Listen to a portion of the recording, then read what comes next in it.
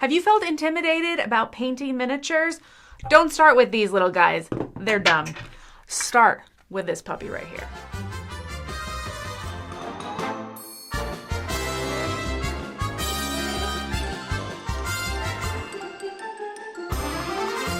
I get a lot of questions from people about wanting to start getting into miniature painting and they just really don't know where to start.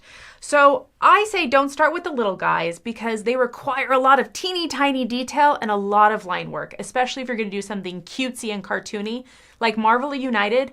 I feel like that's a terrible beginning set because there's a lot of straight lines, and if you struggle with just not having a lot of experience with that, I say don't do that. Pull out something huge like this guy. This is going to be a lot of dry brushing. You can get cheap paints, you can get cheap brushes from the store, all of that kind of stuff you buy at Walmart, and you can work from there. I would recommend getting a good light color, something that's very nice and opaque. So spend a little bit more money on whatever your lightest color you want to use is going to be. But other than that, get a rattle can of like some sort of black primer paint, start from there. So let's talk about this guy right here. I'm going to talk with you what I did. So initially I started with contrast paint because that's something I do here at the Dice Tower. It makes it quick and fast for me to just get those basic dark tones underneath and the light tones on top. If you don't have all that fancy material, don't worry about it. Just like I did on the base, just start with black. Put black down, that's all you need to start with, and then you're going to build up from there. That's going to give you your shadows, it's going to give you your depth, and now you just need to dry brush. When I say dry brush, what I mean is to brush off most of the paint on your brush. You'll get a little bit on the tip of a flat brush, brush it all off on a dry paper towel, and then from there you're just going to be rubbing over the top of the miniature, just like so. All right, so from there I took the contrast paint, which looks really cool, on its own. I added some darkness to it because I wanted black on the back of him. Some of the dark underneath parts here, I wanted just to make sure that those were like really black instead of having those lighter elements because there's no light there, right? And then I went ahead and I wanted to add more depth of color. Now, actually, if you look at the miniature right now, with just the contrast and a little bit of black, I think he looks fabulous. And I think you could stop there if you don't want to go into all the different colors and all the different highlights. Like, that is a really good looking painted miniature, and it doesn't require hours and hours of work and lots of detail. Like, it's literally slap on some paint, dry brush some stuff on top, maybe add some depth there, but it's like 3 coats, maybe. If you have contrast, it's even less, right? But from there, I went ahead and I added some highlights to the wings. I added some cool orange color around the side. All of that, once again, with just dry brushing. That is the easiest trick that I think you can learn. If you look up a video, it'll give you the in-depth explanation.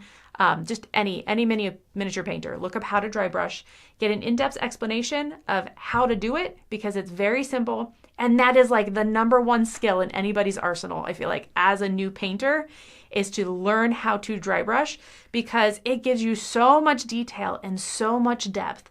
And highlight, oh, it's just beautiful. Another thing I wanted to do was make the base look like lava. So this is something that I think is a very cool effect to have black highlights in a sense. So like the raised stuff is going to be black and the pieces inside, those little like edges inside, are going to be a lighter color. It makes it look like cracked obsidian rock or like cracked lava rock that has that lava still inside.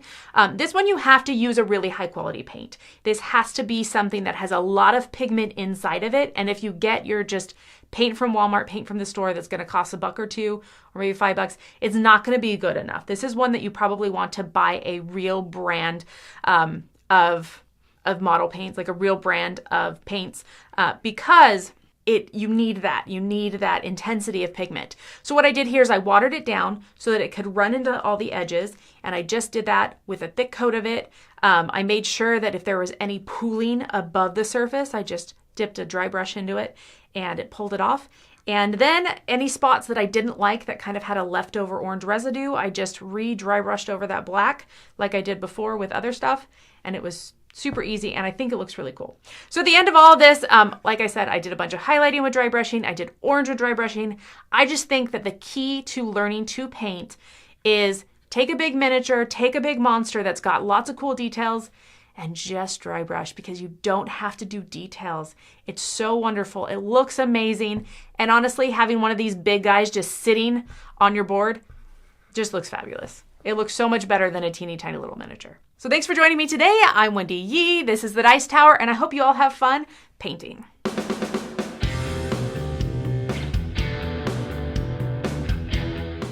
Hey everybody, thanks for watching this video. If you like this review or whatever you just watched, wasn't it amazing? Check out our channel, Dice Tower. We have all kinds of things. We review games, we do top 10s, we play games live. It's all about board games, but especially the people who play them. Check out Dice Tower YouTube channel.